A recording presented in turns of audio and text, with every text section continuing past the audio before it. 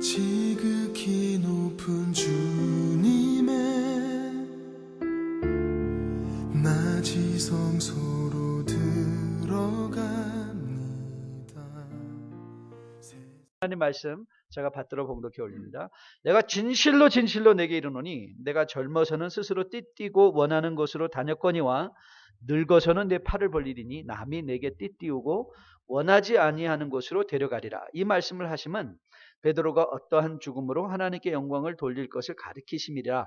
이 말씀을 하시고 베드로에게 이르시되 나를 따르라 하시니, 베드로가 돌이켜 예수께서 사랑하시는 그 제자가 따르는 것을 보니 그는 만찬석에서 예수의 품에 의지하여 주님을 파는 자가 누구오니까 묻던 자더라.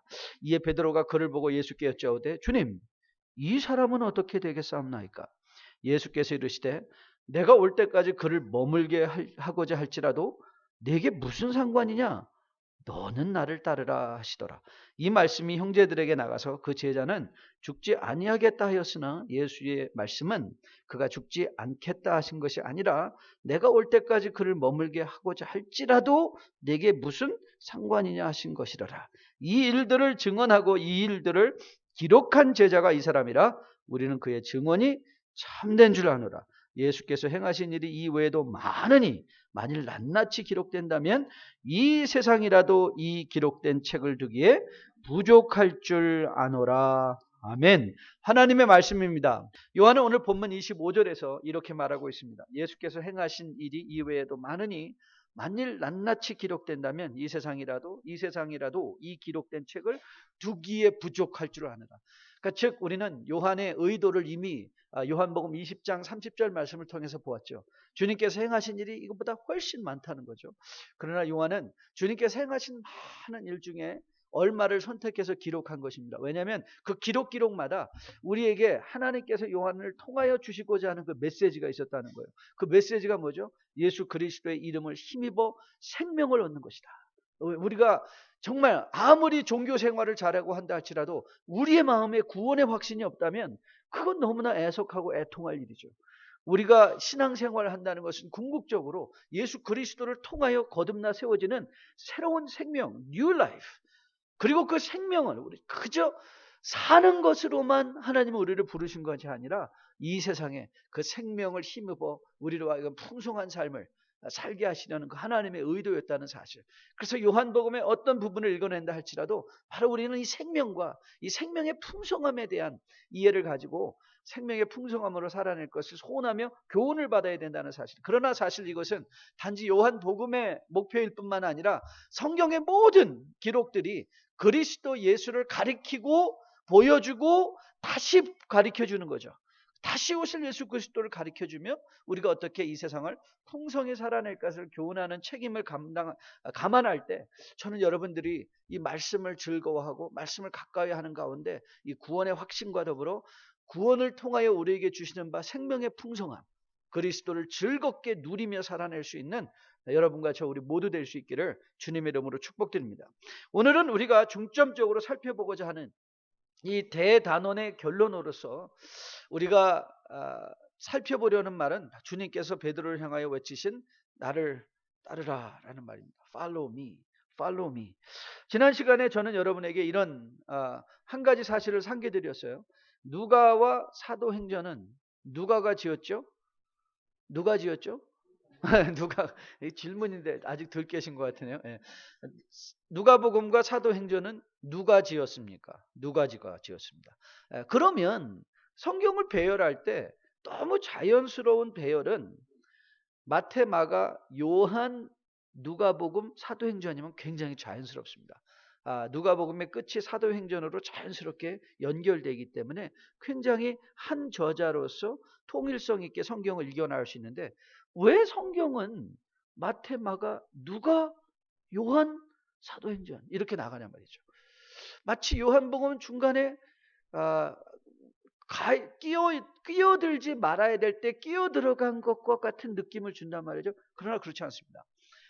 말씀을 연결할 때 성령께서는 저는 믿기로 말씀의 배열에도 성령의 감동이 있다고 저는 확실하게 믿습니다. 요한복음을 사도행전과 누가복음 중간에 끼워두신 것은 사실 요한복음의 이 부분의 말씀이 오고 오는 세대의 교회가 분명히 교훈받지 않으면 그들의 사역 자체가 의미가 없어질 수 있기 때문에 그렇습니다.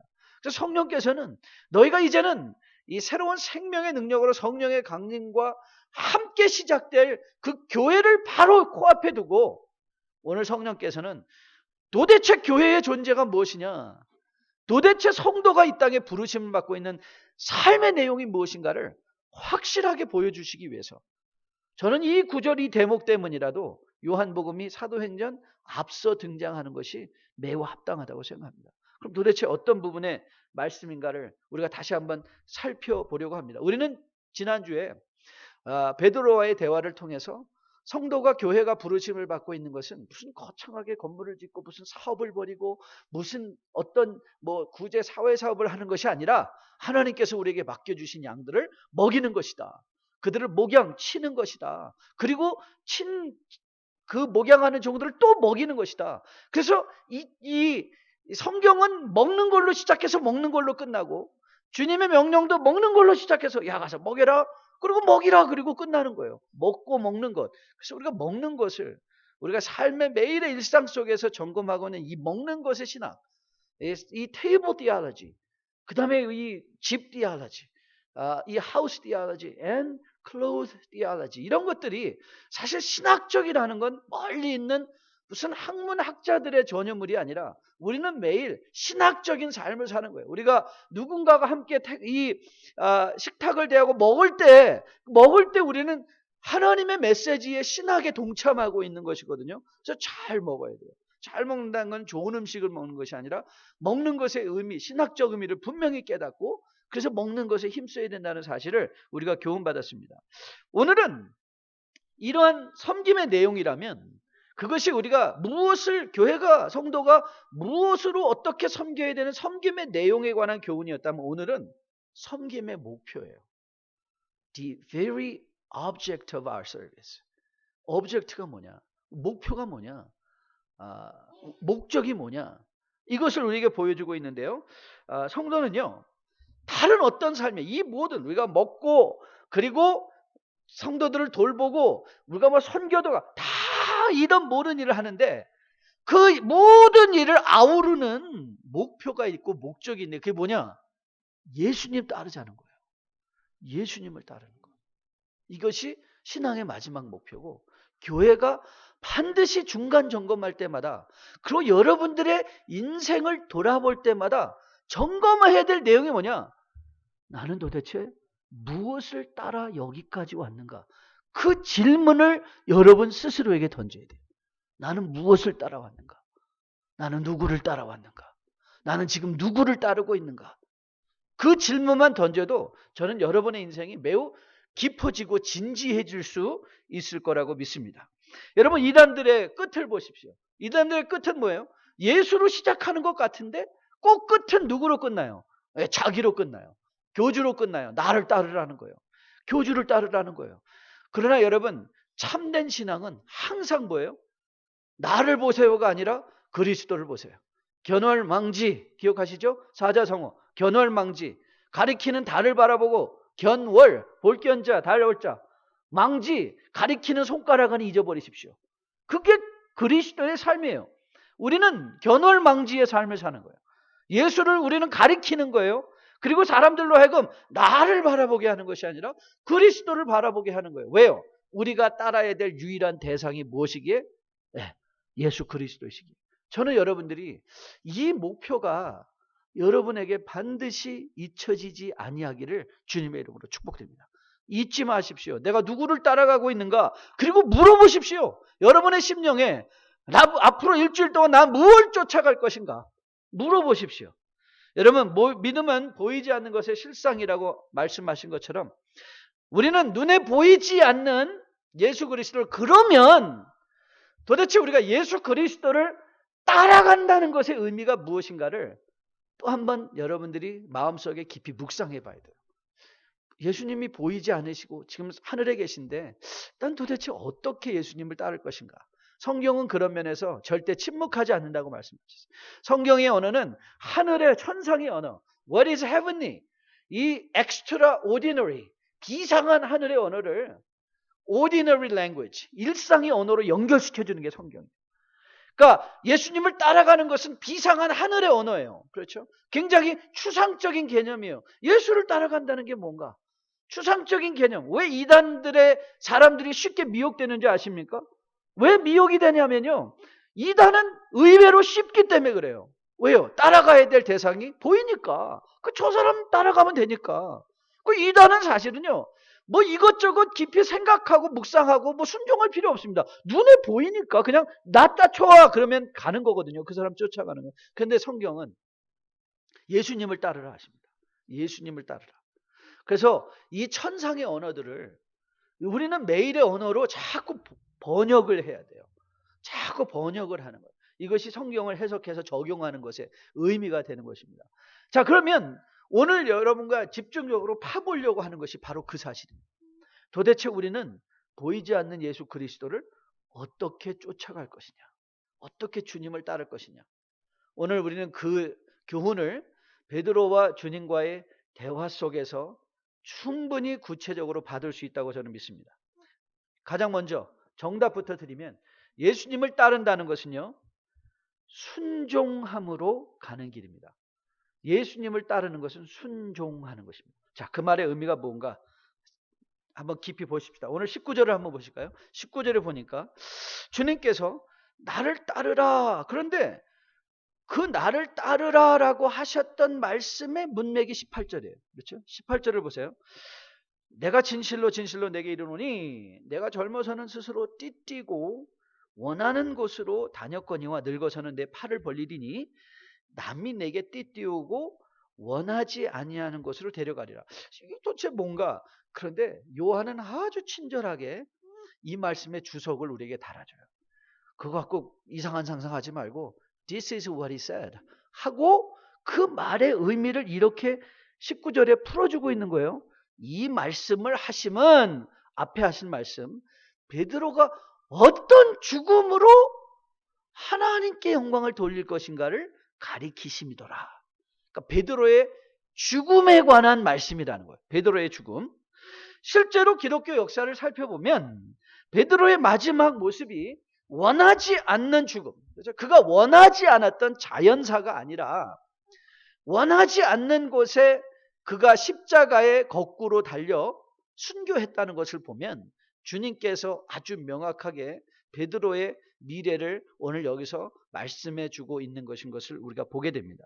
그래서 우리는 사실 베드로보다 요한의 도움을 통하여 훨씬 더 많은 정보를 가지고 이 질문에 이 상황에 접근할 수 있는 거예요.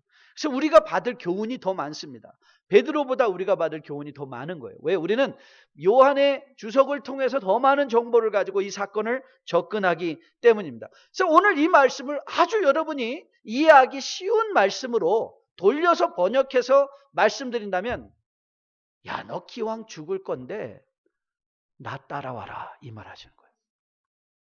너 죽을 건데 나 따라와라. 그러니까 오늘 주님이 여러분과 저에게도 이렇게 교훈하신 거야. 너희들 다 죽을 거다. 그러니 너희는 나를 따르라, 이 말이에요. 그러니 너희는 나를 따르라. 여러분, 이제 우리 잠언 묵상이 드디어 이제 끝나게 되죠. 잠언 31장만 묵상하면 이제 끝나게 되는데요. 잠언의 중요성이, 이제 잠언도 여러분이 왜 중요한가를 잘 이해를 하셔야 됩니다. 잠언도 하늘의 지혜를 일상의 지혜, 일상에 이해할 수 있는 지혜로 연결시켜 주는 게 잠언이에요. 그러니까 하나님을 경외하는 것이 지식의 근본이라라고 하셨던 그 천상의 언어가 매일의 삶의 현장 속에서 우리에게 연결되어지는 것이 잠언인데요. 잠언 2장을 보면 잠언 2장이 굉장히 중요한 말씀 중에 하나입니다. 왜냐하면 잠언에서 방향을 딱 정해줘요. 내가 어떻게 이 지혜를 얻을 것이고 구할 것인가.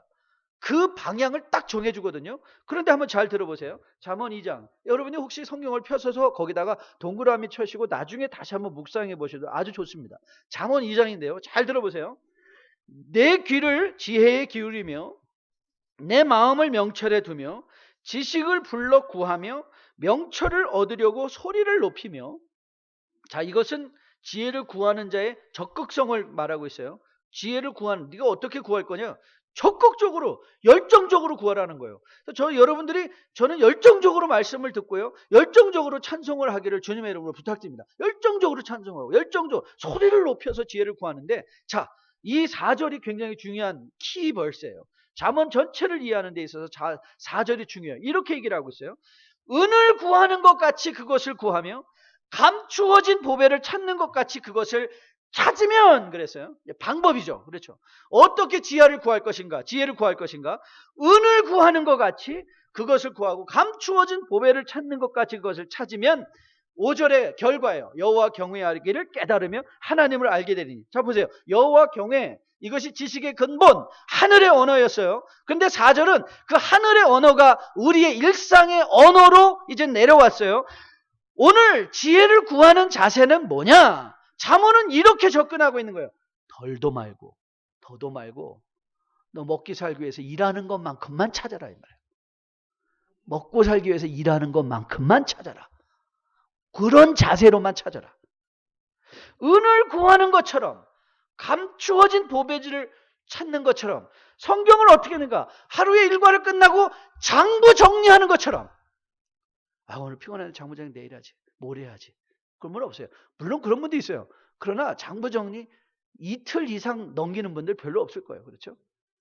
내가 장부 정리하듯이 지혜를 구하는 것. 어떻게 하면 이 세상에서 조금 더 돈을, 우리가 누가 돈 많이 벌었다, 비즈니스 잘 된 데더라 하면 얼마나 관심이 있어요. 그거 우리가 초롱초롱, 야, 뭐 하면 돈 번 데더라. 그러면 딱 앉기만 하면 그런 분들이 있잖아요. 글쎄 말이야, 세상에서는 이런 게 돈 벌고 이런 게 좋고, 뭐 건강을 구하는 것처럼, 여러분 앉기만 하면 뭐가 좋대, 뭐가 좋대, 뭐 먹으래, 어디 가래. 우리는 그냥 입만 열면 이 건강에 관한 지식들이 얼마나 쭈르륵 하고 나옵니까? 그것처럼 지혜를 구하라는 거예요. 뭐 특별한 방법이라고요? 아니에요. 몸이 아픈데도 불구하고, 정말 마음이 쓰라린데도 불구하고 사업장으로 직장으로 향하는 우리들을 상상해 보십시오. 이런 예배로 뭐 하라는 거예요? 예배와라 이거예요. 이런 예배로 신앙생활 한번 해봐라. 여러분, 우리는요, 우리 한국 교회에 정말 퍼져 있는 잘못된 사상 중에 하나가 뭐냐면 이 이원론적인 오류예요. 교회에서 하는 일은 거룩하고 세상에서 하는 일은 그렇게 거룩하지 않으니까 여기서는 좀 막해도, 편법으로 막 살아도 괜찮을 것 같고 여기서만 잘하면 되지. 아니에요. 우리는 이미 하늘과 땅을 연결해서 살아가는 사람. 그렇죠. 에베소서 2장이 그 말씀 아니에요? 하늘로 올리우신 하나님이 우리와 함께 보좌에 올리셔서 세상을 통치하신다고 말씀하셨잖아요. 우리는 이미 하늘과 연결된 삶. 그러니까 우리가 하는 모든 일이 거룩한 일이죠. 우리가 하는 모든 일 가운데 하나님의 임재가 빠질 수가 없죠. 하나님이 교회만 계신 분이 아니시라 하나님은 모든 세상성에 어디에나 계시는 무소부지하시는 하나님이시잖아요. 어디에서나 우리의 삶을 임재로 우리와 함께 계시는 그 하나님. 그렇다면 우리가 세상에서 여러분들이 습득한 모든 기술과 지혜들은 무엇에도 동일하게 적용되는 거라고요? 네, 교회 생활에도 동일하게 적용되는 거예요. 여러분, 이런 관점으로 볼 때 그러면 도대체 순종이란 뭐냐? 이 순종의 개념도요, 이거는 천상적인 언어예요. 순종한다, 예수님을, 이거를 우리가 일상적인 언어로 다시 해석을 하는 거예요. 여러분, 저는 이런 명제를 갖고 순종에 관해서 여러분의 생각을 한번 점검해 보려고 합니다. 우리는 어리나 나이가 있으나 젊으나 혹은 남자나 여자나 누구나 할 것 없이 우리는 순종하는 삶을 삽니다. 우리는 누구나 할 것 없이, 여러분도 나는 순종하기가 너무 힘들어요 라고 말할 필요가 없습니다. 왜냐하면 여러분이 이미 너무 순종을 잘하십니다. 문제는 내가 순종을 할 수 있냐 없냐의 문제가 아니라 나는 무엇에 순종하고 있는가의 문제입니다. 무엇에 순종하는가? 무엇에 순종하는가? 여러분, 우리는 나이에 상관없이 식욕에 충실하게 순종합니다. 너무 힘들죠? 식욕에 불순종하는 게. 그렇죠?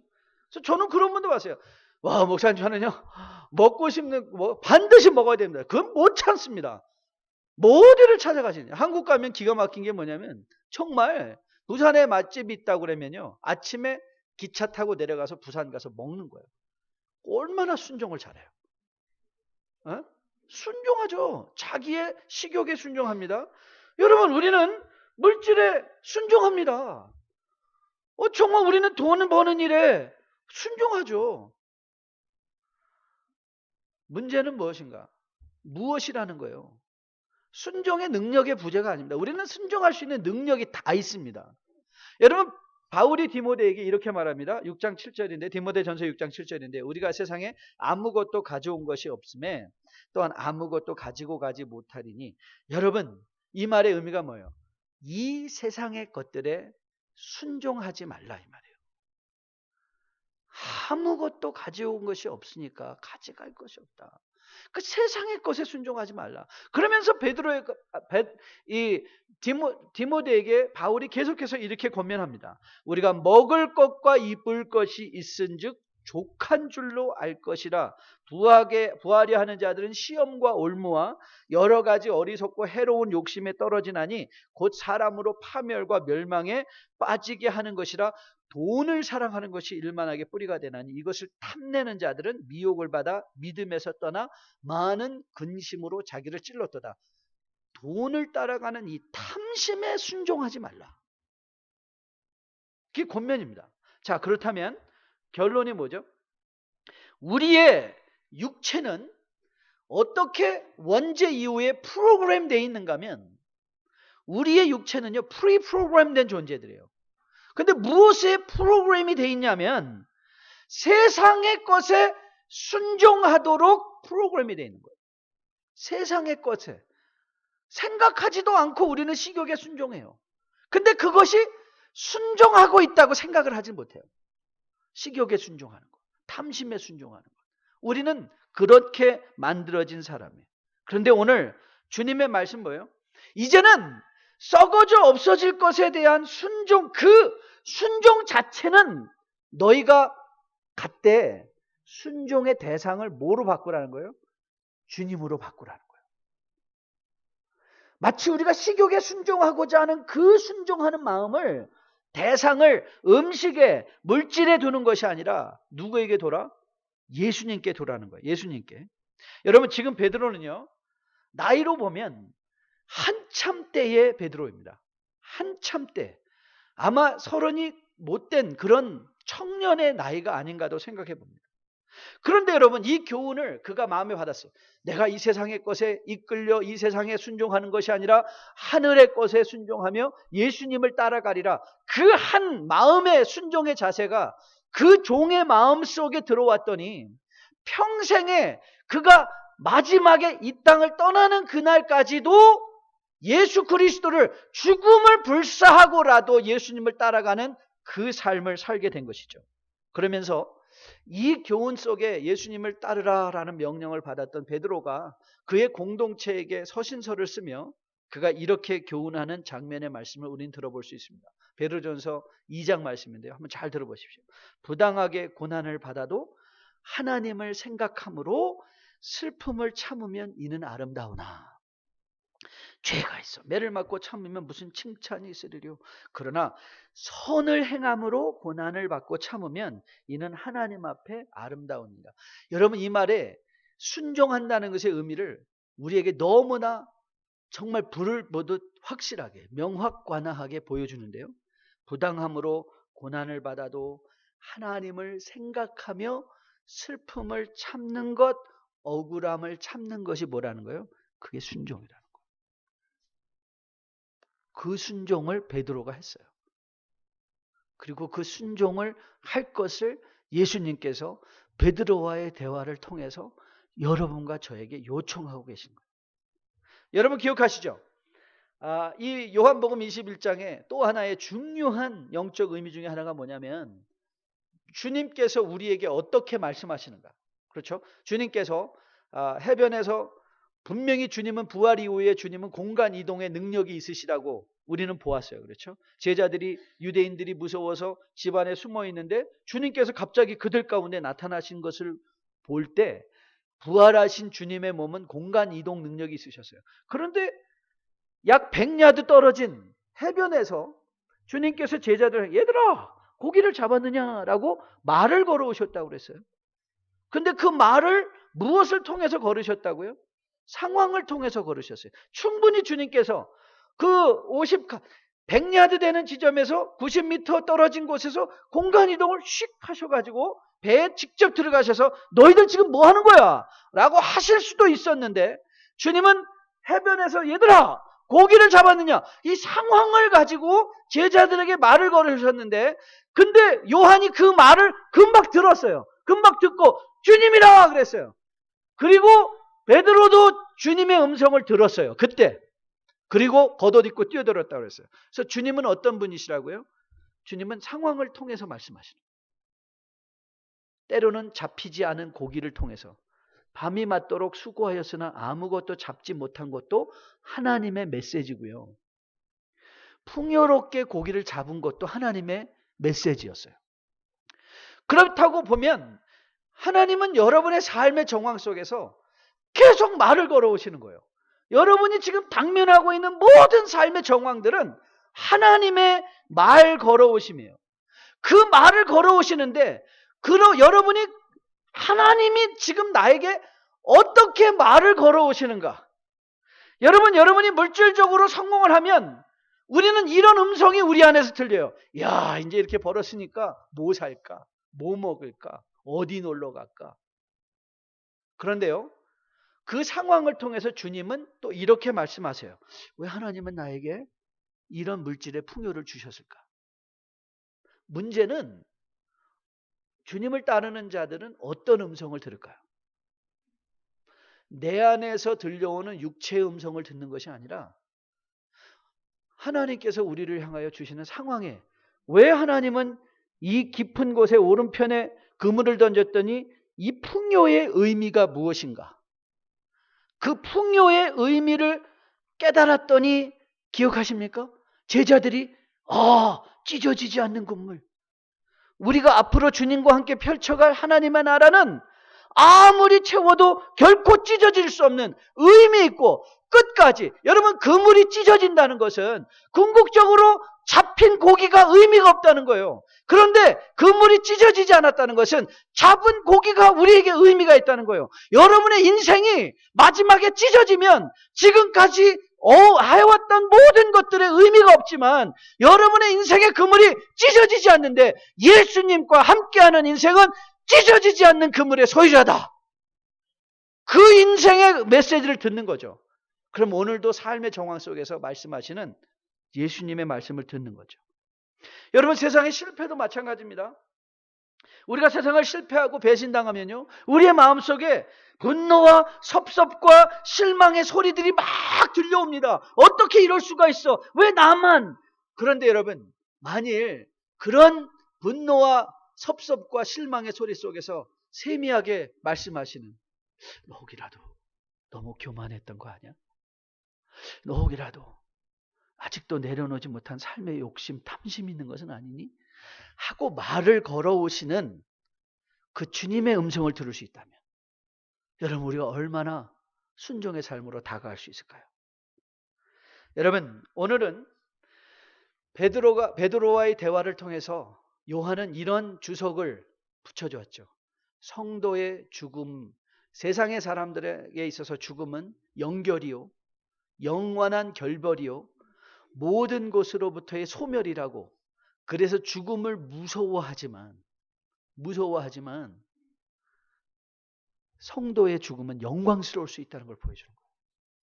그의 죽음이 어떻게 영광스러울 것인가를 가리키심이더라. 그 말을 해주고 있는 거예요. 저는 바로 이것이, 이 음성을 온전히 받았던 것이 초대교회라고 믿어요. 모든 사도들의 삶이 죽음의 영광의 죽음, 스데반의 죽음의 영광의 죽음, 바로 그 삶을 향하여 나아갔던 바로 그런 주님을 따라가는 순종의 삶.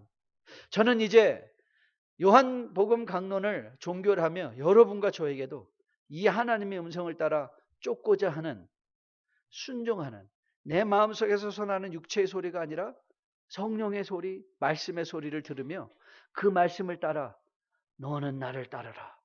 죽음을 불사하고라도 나를 따르라. 영원히 찢어지지 않는 그물의 소유자가 되기 위하여 나를 따르라 라고 청하시는 그 예수님을 여러분이 보고 믿고 따라가실 수 있는 여러분과 저 될 수 있기를 주님의 이름으로 축복드립니다. 두 번째, 주님을 따른다는 것은 순종하는 것이고, 두 번째는 오직 주님만 따르는 것입니다. 오직 주님만 따른다. 자, 이 말씀이 굉장히 중요합니다. 오늘 21절에 갑자기 주님과의 대화 속에 베드로가 요한을 딱 등장시킵니다. 21절 말씀을 보니까 이게 베드로가 그를 보고 요한을 보고 예수께 여쭤오되 주님, 이 사람은 어찌 되겠사옵나이까? 이재철 목사님께서 요한복음 강론을 오래 하셨는데요. 이 부분을 강론하시면서 그분은 이 베드로의 음성, 주님 이 사람은 어찌 될 것입니까? 해서 약간 항의적인 어조로 그분은 이 말씀을 들으신 것 같아요. 항의하시는 거예요. 왜 주님 나만 갖고 이러세요? 이 사람은요. 이런 식으로. 저는 그 분위기가 좀 공감이 되는 것 같아요. 분위기가 공감이 돼요. 이 사람은 왜 나만? 이 말인 것 같아요. 그러자 주님께서 분명하게 이렇게 말씀해 주셨습니다. 자, 22절인데요. 같이 한번 읽어볼게요. 이거 굉장히 중요한 말씀입니다. 22절 같이 읽습니다. 시작. 예수께서 이르시되 내가 올 때까지 그를 머물게 하고자 할지라도 내게 무슨 상관이냐? 너는 나를 따르라 이 말. 그런데 아주 요한은 또 친절합니다. 요한은 아주 친절하게 요 주님의 22절 말씀에 주석을 또 23절에 딱 넣어줍니다. 혹시 오해할까 봐. 그러면서 23절에서 이렇게 설명해요. 이 말씀들이 형제들에게 나가서 그 제자는 죽지 아니하겠다 하였으나 예수님의 말씀은 그가 죽지 않겠다 하신 것이 아니라, 요한은 죽지 않는다라는 말이 아니라 내가 올 때까지 그를 머물게 할지라도, 머물게 한다는 것이 아니라 머물게 할지라도 내게 무슨 상관이냐라고 베드로에게 다시 물으시는 것이라는 거예요. 아니 내가 내 마음대로 이 사람을 이렇게 쓰든 저렇게 쓰든 이렇게 가게 하든 이것을 하게 하든 네가 무슨 상관이냐? 너는 나를 따르라. 너는 나를 따르라. 여러분, 우리는요, 우리 한국 민족의 특징 중에 하나가 뭐냐면 우리는 관계를 매우 중요시 여기는 민족이죠. 그래서 우리 속담에 친구 따라 강남 간다는 말도 있습니다. 친구 따라 강남 간다. 이 말이 사람의 영향력을 의미하죠. 이 말을 긍정적인 차원으로 보면 강남이 좋은 곳이라면 맞아요. 친구 따라 강남 가면 좋은 곳인데, 그런데 만약 강남이 나쁜 곳이면 이 부정적인 영향력도 있잖아요. 사람의 부정적인 영향력, 그렇죠? 사람에게는 긍정적인 영향력만 있는 것이 아니라 부정적인 영향력도 있어요. 가장 중요한 순간에 베드로도 이런 사실에 예외가 아니었습니다. 자신만 주님을 따르기로 결단하고 그 길을 가면 되는데, 제가 이번에 여행하면서 컬투쇼라는 것을 들었는데요. 혹시 아세요? 컬투쇼라는 게 있는데 거기서 그러더라고요. 그 사람이 그런데 뭐 이렇게 나오는데, 오늘 보니까 아니 베드로 자기만 예수님 따라가면 되는데 되는데 왜 얘 신경 쓰냐고요. 왜 얘 신경 쓰냐고요. 그러니까 저는 이제 주님의 이 권면을 이렇게 아주 또 쉽게 여러분이 이해할 만한 언어로 고쳐봤습니다. 제가 이거를 설교 제목 삼을까 그러다가 말았어요. 아무래도 주보에 또 설교 제목이 나가는데 이건 좀 아닌 것 같다 그래서. 이 말 이렇게 하시는 거예요. 남 신경 쓰지 말고 니나 잘해. 그 말로 설교 제목 하고 싶었어요. 니나 잘해. 남 신경 쓰지 말고 니나 잘해. 여러분, 저는 이 교훈이 교회가 여러분과 저가 마음에 꼭 기억해야 될 교훈이라고 생각했어요. 여러분, 이민사회에서는요, 전도하기가 매우 힘들다고 많이들 얘기를 해요. 왜 그런가? 이 좁은 사회 속에서 이렇게 저렇게 얽히지 않은 사람이 없어요. 웬 원수도 그렇게 많고 웬 적도 그렇게 많은지 다 얽혀 있어요. 그래서 누구에게 이제 전도하려고 가서 우리 교회 좀 가자고 그러면은 그런데죠. 일을 다 지금 나는 그 교회는 못 가. 그 인간 때문에 못 가. 그런다잖아요. 근데 사실 이거는요, 우리가 전도에 대한 큰 오해이기도 해요. 여러분, 전도는요, 사람을 교회에 오게 하는 게 전도가 아니에요. 예수님을 전하는 게 전도예요. 예수님을 교회에 오는 게 전도가 아니에요. 여러분, 그래서 왜 우리가 교회를 오게 하는가? 교회에 오면 예수님을 만날 가능성이 더 많으니까. 그렇죠. 예배를 통해서, 성도의 교제를 통해서 더 readily available 한 리소스가 있으니까 교회 오세요. 그런데 우리는 자꾸 교회까지 데려오는 것을 전도의 큰 마지막 목표라고 생각하는 것 같아요. 여러분, 근데 제가 이제 여러분에게 분명하게 이렇게 말씀드리겠습니다. 예수님이 좋아서 교회에 나오면 흔들리지 않습니다. 그런데 교회가 좋아서 예수님을 믿게 되면 꼭 흔들립니다. 왠지 아십니까? 교회가 흔들리기 때문에 그렇습니다. 교회가 흔들려요. 나는 누가 좋아서 예수님을 믿었다면 그 사람 보니까 정말 예수님 믿어요. 그러면요, 그 사람은 반드시 믿음의 흔들림이 있습니다. 왠지 아십니까? 사람은 그렇게 한결같지 않기 때문에 그렇습니다. 사람 한결같지 않습니다. 무슨 목사가 좋고 뭐가 좋고 야 그게 목사님 좋대 하고 나온 사람 치고 교회 오래 붙어있는 사람은 없습니다. 아 목사가 좋아 설교가 좋아 여러분도 맨날 그러잖아요. 아 우리 목사님 막 소리 막 빽빽 지르고 근데 저 나가면 꽤 인기 있습니다. 여러분 그거 아세요? 저 오라는 데 많습니다. 꽤 인기 있습니다. 그런데 여러분들은 그냥 맨날 소리만 지르고 왜 저런지 모르겠다고. 그런 분들 좀 맨날 우리 장로님들한테 지적 많이 하잖아요. 목사님 소리가 너무 커서 교회 등록을 주저했던 분들이 계셨다고. 그러지. 여러분 예수님은요 완벽하고 변하지 않으십니다. 그래서 예수님이 좋으면 믿음이 흔들리지 않습니다. 예수님을 따라가면 인생의 목표가 흔들리지 않습니다. 여러분 무슨 초대교회 돌아가자. 초대교회가 정말 그렇게 좋았습니까? 아닙니다. 초대교회는요 문제로 가득 찬 교회였습니다. 시시하게 먹는 것 같고 싸우던 그리고 또 그런 걸 시시콜콜하게 다 적어놓는 그런 교회였습니다. 초대교회를 보십시오.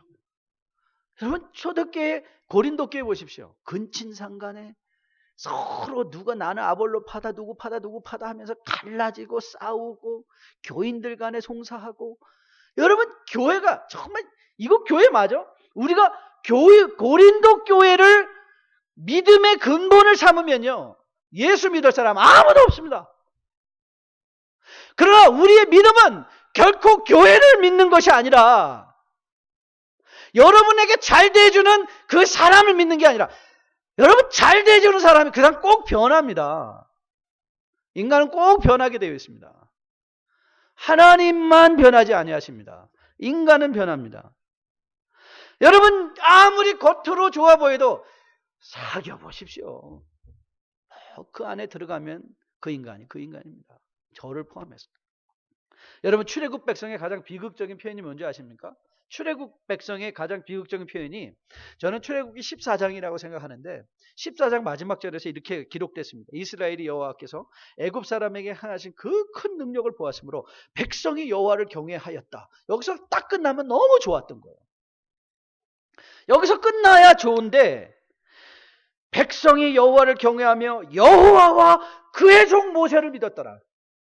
이 모세를 믿었던 이 사람들 여러분 사사기 최근 읽으셨죠? 사사 믿고 사사 죽으면 그 믿음 다 없어져 버리고 아니 왜 사사가 죽었는데 왜 믿음이 없어지냔 말이에요. 왜 그런 줄 아십니까? 그들은 사사를 믿었기 때문에 그래요.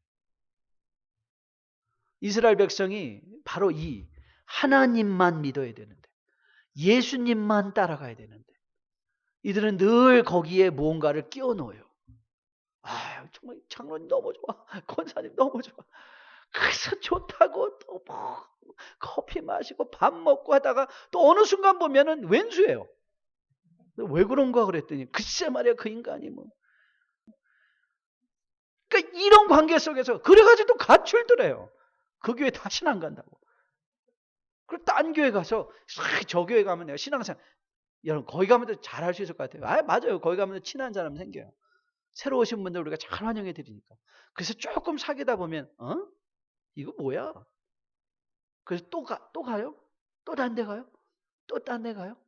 오늘 주님께서 이렇게 말씀하시는 거예요. 이 말씀은요. 야 베드로 너는 철저하게 예수 중심의 신앙생활을 해라. 얘 신경 쓰지 말고 예수님 따라가라. 그래서 예수님의 신앙이 분명하게 세워지면요, 여러분, 우린 주변에 일어나는 모든 일이 메시지라고 말씀하셨어요. 그 여러분들 가운데 혹 예수 잘 믿는 분 있으면요, 야, 하나님이 정말 저런 사람을 통해서 역사하신 거 보면 참 하나님은 위대하시다. 그리고 실수하는 사람 보면, 야, 저 믿음을 20년 장로가 돼도 저럴 수 있네. 나는 내 믿음 조심해야지. 다 메시지예요, 메시지. 그렇죠? 하나님께서 인간의 연약함을 보게 하시고, 인간의 강함도 보게 하시고, 질그릇도 보게 하시고, 금그릇도 보게 하시면서 다 메시지 삼으세요. 여기서 여러분의 주변에 좀 잘 믿고 잘 따라가시면, 이야, 정말 하나님은 저런 사람을 저렇게 사용하시는구나. 하나님 위대하시다. 예수님은 놀라우시다. 그 예수님이 내 인생도 저렇게 다루시겠구나. 실수하는 실패하는 사람 보면, 이야, 이건 믿음, 교회 1, 2년 다닌다고 믿음의 보장이 아니구나. 나도 경건을 더 힘써야 되겠구나. 더 열심히 살아야 되겠구나. 더 열심히 찬양하겠구나. 그런데 우리가 하나님을 향한 믿음을, 그리스도를 따라가는 믿음의 모든 것의 교훈이 우리 주변에 널려 있는데, 우리는 자꾸 이걸 보고 정말 따라가야 되는 예수님을 자꾸 놓쳐버립니다. 그래서 맨날 사람에 흔들리는 사람들이 얼마나 많은지 몰라요. 그래서 믿음 생활도 맨날 사람이에요, 사람. 이 사람 좋고 저 사람 싫고, 와서도 이 사람 불평하고 저 사람 불평, 앉기만 하면 남 얘기하고, 그래서 뭐 그 교회는 누가 아빠주고, 이게, 여러분의 언어 생활 한번 돌아보세요. 예수님을 따른다는 건 남 생각하지 말고 예수님만 따라가면 되는 거예요. 그것이 우리의 목표예요. 전 여러분이 이 교훈이 마음속에 깊이 새겨줄 수 있게 되기를 주님의 이름으로 축복드립니다. 주변에 있는 분 한번 돌아보세요. 쑥스러우세요? 뻘쭘하세요? 괜찮아요. 한번 말해보세요. 괜찮아요. 여러분, 이제 혹시라도 주변에 어떤 분들이 와가지고 공개적인 색상에서, 왜 그런 분들이 있잖아요. 저도 이걸 꼭 해드린다고 그랬는데, 언젠가는 해드릴게요. 제가 여러분들에게 우리 뉴라이프 옐로우 카드, 그 다음에 레드 카드 꼭 만들어 드린다고 그랬죠. 주변에서 괜히 말하기 귀찮으니까 주머니에 늘 넣고 있다가, 성경에 넣고 있다가, 누군가가 남 얘기하면 딱 레드 카드 꺼내는 거예요. 1000번 하면 옐로우 카드. 주님이 그 사람과 관계하고 있는데 그렇게 할지라도 네가 무슨 상관이냐. 너와 나는 예수님을 따르자. 그 옐로우 카드, 그 마음의 옐로우 카드를. 그래서 그런 일에 부한해동하지 아니하시고 예수님만 따라가는, 그 사람을 보고 그 사람을 거울 삼아, 이정표 삼아 예수님만 따라가는 신앙생활 잘 감당할 수 있기를 주님의 이름으로 축복드립니다. 마지막으로 주님을 따르는 것은요, 요한이 이런 말씀을 24절을 적어 놓았는데요. 24절을 한번 읽어볼까요? 같이 읽어볼까요? 시작. 이 일들을 증언하고 이 일들을 기록한 제자가 이 사람이라. 우리는 그의 증언이 참된 줄을 아노라. 즉 예수님을 따른다는 것, 요한은 이제 이렇게 대화에 벗어나서 이 요한의 주석을 통해서 이렇게 우리는 이해할 수 있어요. 증언에 참된 것을 인정하는 것이다. 증언에 참된 것을 인정하는 것이다. 성경에 포커스하는 것이다. 성경에 포커스하는, 말씀에 포커스하는. 그래서 말씀이 우리에게 뭐라고 약속했죠? 여러분, 말씀은, 저는 이 한마디만 마음에 딱 기억하고 있어도 흔들리지 않은 신앙생활 할 수 있을 것 같아요. 하나님 모든 것을 합력하여 선을 이루시는 하나님. 내 지금 주변에 일어난 모든 일을 통하여 하나님은 선을 이루시는 하나님. 이 한마디만 믿어도 저는 예수 그리스도를 따라 십자가 표대 삼아가는 인생에 절대 흔들림이 없을 것으로 믿습니다. 지금 또 연방 대법원에서 동성애자들이 이제 동성애자들의 결혼을 인정하는 것을 합법화했습니다. 많은 사람이 신문마다 막 기사가 들려요. 여러분, 흔들리지 마십시오. 흔들릴 필요 없습니다. 사람이 내린 결론 나중에 또 어떻게 바뀔지 모릅니다. 우리는 그렇게 한들 무슨 상관이냐? 우리는 뭐만 쫓아가면 돼요? 매일의 삶의 현장에서 예수님만 따라가면 돼요. 그리고 그것이 메시지가 되게 하면 되는 거예요. 우리의 삶이 메시지가 되게 하는 거예요. 요한복음의 강론이 끝났습니다. 그러나 이제 요한복음의 강론의 진정한 시작은 지금부터라고 생각합니다. 아니 다시 1장부터 가 아니라 여러분의 삶이 이제 요한복음의 강론이 되어야 됩니다. 여러분의 삶으로 말씀을 강론해내며 주님과 동행하며 이제 요한복음의 종교란 그 말씀을 들은 성도답게 정말 예수님을 따르며 그 예수님을 따르기 위하여 남 신경 쓰지 않고 하나님의 말씀에 순종하며 주님 앞에 나아갈 수 있는 여러분과 저 우리 모두 될 수 있기를 주님의 이름으로 축복드립니다. 신 곳에